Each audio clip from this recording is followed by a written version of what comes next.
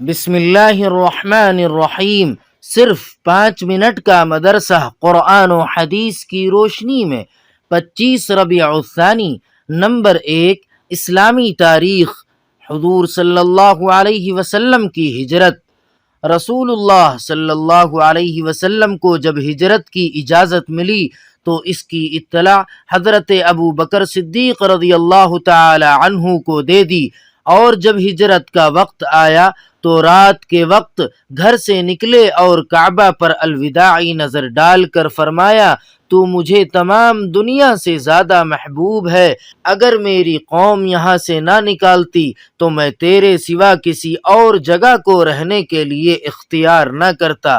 حضرت اسماء بنت ابو بکر رضی اللہ تعالی عنہا نے 2-3 روز کے کھانے پینے کا سامان تیار کیا۔ آپ صلی اللہ علیہ وسلم حضرت ابو بکر صدیق رضی اللہ تعالی عنہ کے ساتھ مکہ سے روانہ ہوئے۔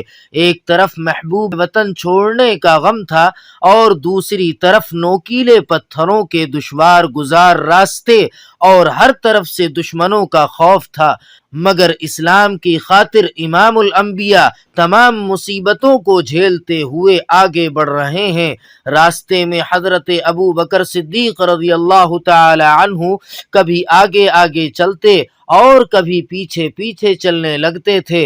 حضور صلی اللہ علیہ وسلم نے اس کی وجہ پوچھی تو انہوں نے فرمایا، یا رسول اللہ، جب مجھے پیچھے سے کسی کے آنے کا خیال ہوتا ہے تو میں آپ صلی اللہ علیہ وسلم کے پیچھے چلنے لگتا ہوں، اور جب آگے کسی کے گھات میں رہنے کا خطرہ ہوتا ہے تو آگے چلنے لگتا ہوں۔ چونکہ کفار کی مخالفت کا زور تھا اور وہ لوگ نعوذ باللہ آپ صلی اللہ علیہ وسلم کے قتل کی کوشش میں تھے، اس لیے راستے میں آپ صلی اللہ علیہ وسلم اور حضرت ابو بکر صدیق رضی اللہ تعالی عنہ نے غار ثور میں پناہ لی۔ اس غار میں پہلے حضرت ابو بکر صدیق رضی اللہ تعالی عنہ داخل ہوئے اور اس کو صاف کیا، پھر حضور صلی اللہ علیہ وسلم اس میں داخل ہوئے اور 3 روز تک اسی غار میں رہے۔ نمبر 2، اللہ تعالی کی قدرت، غذا اور سانس کی نالیاں۔ اللہ تعالی نے ہمارے سانس لینے اور کھانے پینے کی 2 مختلف نالیاں بنائی ہیں۔ کھانے کی نالی کا تعلق معدے سے ہے اور سانس کی نالی کا تعلق پھیپھڑے سے ہے۔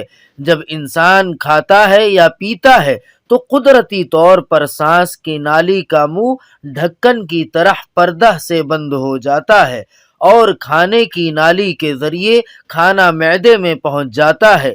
یہی کھانا اگر ہوا کی نالی میں داخل ہو کر پھیپھڑے میں پہنچ جاتا تو انسان کا زندہ رہنا مشکل ہو جاتا، مگر اللہ تعالی کی قدرت پر قربان جائیے کہ دونوں نالیوں کے قریب ہونے کے باوجود سانس لینے اور کھانے پینے کا حیران کن انتظام فرما دیا ہے۔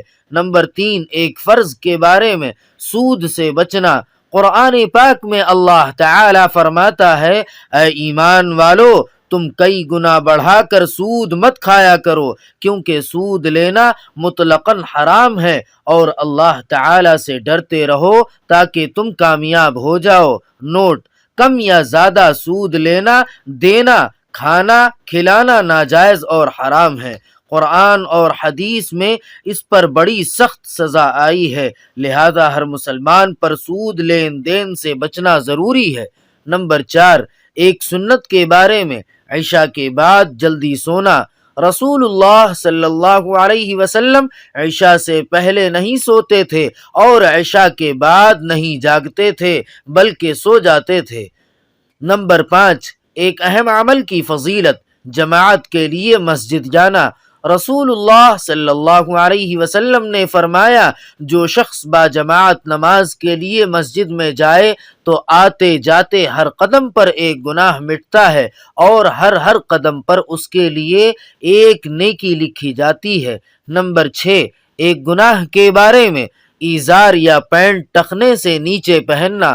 رسول اللہ صلی اللہ علیہ وسلم نے فرمایا، جو شخص تکبر کے طور پر اپنے ایزار کو ٹخنے سے نیچے لٹکائے گا، اللہ تعالی قیامت کے دن اس کی طرف رحمت کی نظر سے نہیں دیکھے گا۔ نمبر 7، دنیا کے بارے میں دنیا سے بے رغبتی کا انعام۔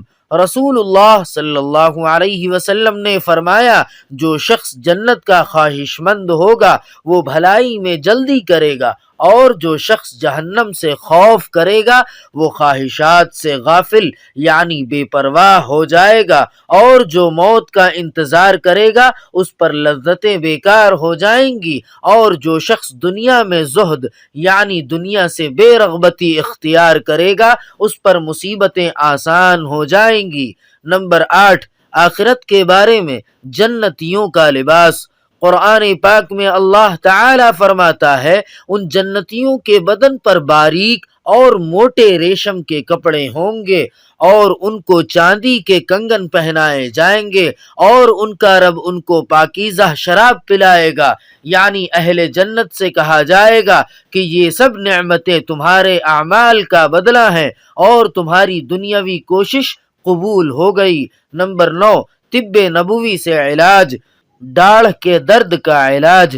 ایک مرتبہ حضرت عبداللہ بن رواحہ رضی اللہ تعالی عنہ نے حضور صلی اللہ علیہ وسلم سے داڑھ میں شدید درد کی شکایت کی، تو آپ صلی اللہ علیہ وسلم نے انہیں قریب بلا کر درد کی جگہ پر اپنا ہاتھ مبارک رکھا اور 7 مرتبہ یہ دعا فرمائی، اللہم اذہب عنہ سوء ما یجد وفحشہ بدعوہ نبیک المبارک المکین عندک، چنانچہ فوراً آرام ہو گیا۔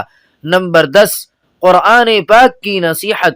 قرآن پاک میں اللہ تعالی فرماتا ہے، اللہ تعالی تم کو حکم دیتا ہے کہ امانت والوں کو ان کی امانتیں واپس کر دیا کرو۔ سبحان ربک رب العزت عما یصفون وسلام علی المرسلین والحمد للہ رب العالمین۔